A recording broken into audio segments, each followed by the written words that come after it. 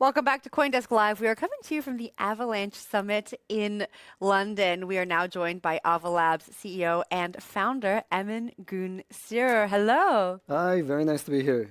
Nice to see you. I mean, the last time we saw you, we were in Buenos Aires. Now we are in London. Talk to us about the summit, going from Buenos Aires to London. What can folks expect over the next 2 days? Well, we're throwing yet another big summit, and I think it's a big, well-known thing in the industry that Avalanche summits are a special mix of technical expertise and a festival atmosphere. So I'm super excited to be here. I think the vibes are immaculate outside, and we've assembled a great team of people who really are experts in their areas.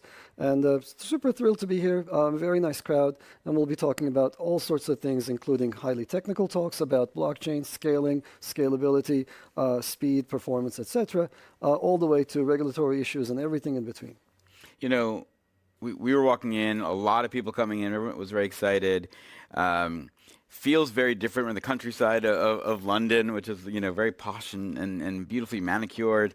And then you come and there's all these amazing developers and builders here. You're about to go on stage, give your keynote, give us a little bit of a highlight. What are we going to hear on stage? Sure. So I'll talk mostly about what brought us here. And, to summarize it, it's actually fairly simple. What brought us here is the best of science applied to blockchains. I used to be a professor at Cornell for about 19 years, and I left my tenured post there about 5 years ago to bring the best of science. I was sick and tired of seeing other projects constantly dangle shiny objects in front of masses and say there's something coming, there's something coming, there's something coming, with that thing never appearing. And so we decided to bring what we know best from distributed systems to this field, make high-speed, infinitely scalable chains practical. So that's what brought us here, and I'll talk a little bit about what's to come, what we're doing in the background. We recently shipped 2 major releases in the last 5 months. This is no small feat. Many other projects ship once every couple of years. So we have 2 big pushes, and those achieved enormous savings in terms of cost. So we now have the fastest, cheapest EVM out there. There's more to come. And I'll touch upon what we're doing with async execution, and I'll touch also upon what we're doing with a new database that speeds up cryptocurrencies and blockchains. Then I'll also give a glimpse of something we pioneered called coin-operated agents, which are these chains that are powered by validators equipped with LLMs. So imagine a chain where you, instead of writing Solidity code, instead of writing in a virtual machine bytecode, you are actually programming the chain by specifying what you want done in your own native tongue. So you simply say, I'd like to swap some coin for this coin for that coin. And you say it in English or Tagalog or what have you, whatever your language might be. And then the chain interprets what you want as if it's an executor in the sky without any tangled up conflicts of interest or anything of the kind that you would expect with an actual executor, with an actual human being that carries out that task. So those are some of the things that are coming up, and I'll touch upon those. I got to ask you what the other professors at Cornell said when you were leaving your tenure to build in this space that was not as mature, I guess, 5 years ago. That's a great question. So I actually got into this space in 2002. Let me go back to that. And Dating yourself. I know. I was a young professor. I built this magic cryptocurrency for Napster and LimeWire, actually, because people were not uploading files. They were just solely downloading. And I thought, hey, this is an economic system. We need to give incentives. And back then they said, stop working in this area. This is not a good area. You'll never get federal funding. Everybody's freaked out about 9/11 and terrorist financing, and you'll just face nothing but difficulty. And I abandoned the area back in 2003 because of their advice. But my mentors simply point blank told me, don't work in this area. And then, of course, it blew up. And then I got back into it, did all the work on selfish mining, etc., on Bitcoin. And when I was leaving my tenured post, they were like, are you crazy? What's going on? And I was like, look, anyone can see that this is the next point in the evolution of large-scale distributed systems. They will only get more complicated. They will only get more autonomous. They will only get more decentralized. And they need this science behind them to get to the next level. And I need to be doing this because nobody else will. What's so interesting about that is you're also, in many respects, you are the people who are out in the audience right now. You're taking a risk at a time when your career was solid, right? You had tenure, you had a stable career, and you said, I want to do something bigger. I want to do something better. I want to own the opportunity that is in front of me.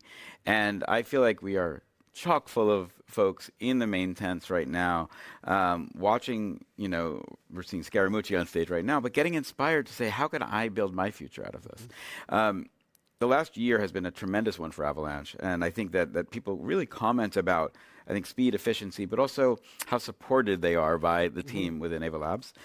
So is there a mantra, a special sauce that you guys bring to your team about how you support these builders? That's a great question. I don't know what I did right. So, I wish I could enunciate what it was, but somehow we found ourselves in a position where our reputation is that we take projects to completion. We ensure their success to the best of our ability. We're not announcement machines, we deliver. I think it comes from that initial ethos of always delivering working code. It also comes from the people involved. I think the initial people that assembled around us is a very, very young, very energetic crowd, and they're just really dedicated to what they do, and it's really them that I'm super proud of, and together we built this community. And now, once you reach a certain critical size, that community starts supporting itself and each other. So yeah, I don't think there's anything that I can say here other than I was the initial seed, maybe, but really it's everybody else's efforts that's responsible for that success. I can't take any credit for it. You mentioned the upgrades that you're going to talk about in your keynote, making the chain faster, cheaper. I know there's a big push for institutions. Sam and I were talking about the games and the gaming companies that you're partnering with over at Ava Labs. Talk to us about how those upgrades are helping you in these conversations to bring names like MapleStory and some of the big financial institutions over into the Avalanche ecosystem. So yeah, we've had great success with some really demanding use cases. Gaming is at the very forefront of this because if you look at a game like Off the Grid, where you live in this futuristic universe, everybody's gotten their arms cut off, their legs cut off, they have their mech arms and legs, and you're killing people and stealing their arms and legs and ammo and guns. Every one of those operations is an NFT transfer behind the scenes. You got to be so fast for that to be seamless, and if you've played this game, you know how beautiful, how smooth it is, and that's entirely because it's powered by Avalanche Consensus in the background. So that success, that one big game, it's a AAA game, it's a real game, and it's not about the coin, it's not about getting rich quick, it's really about having a great experience. Having assured the success of that one game brought us the rest of the community that says, hey, I want to tap into this, I want to build an open system, I want other people to build economies on my system, and I want my coin to power my game, and I want the game to be usable as well. So all of those people came on to us. At the same time, our success with institutional players is entirely different. I think it's mostly because we made the critical choice to go to New York City. We're a very American company, and we went to the most regulated spot in the universe, like literally the most regulated square of land anywhere on Earth. And instead of going to, we don't see this as a technical play. That stage is over. Like, it's not crypto, shiny objects, little crypto gadgets, etc. Greek letters, that's not going to win the game. I, as a professor, know all about the Greek letters. I've run out of alphabets writing papers. I've had to use fonts from other languages. So, but no, that's not going to win the game. So we're not in San Francisco. We're not a San Francisco company because this is not a tech play anymore. We're not in a tax haven because we're not about selling coin. We're about building stuff for the digitization of economies. And so we went to New York City for that reason, and it's those connections that got us all of those institutional efforts that we're very proud of. We're building a lot of walled gardens for a lot of highly regulated consortia and highly regulated asset managers who want to digitize their assets. And I think what I really love about what you're saying is whether it's a in-game economy, whether it's a TradFi system that wants to understand digital assets, whether it's supply chain, all of these are micro digital economies that need their own rule sets, they need their own technology to survive, and they need to use a best-in-breed platform. And it sounds like what you're really talking about and what this whole event is satisfying all of those needs and knowing that you have the flexibility to deliver on all of that. Is that correct? That's right. That's exactly right. I think our mantra when starting out was digitizing the world's assets. And, there are trillions and trillions of assets out there.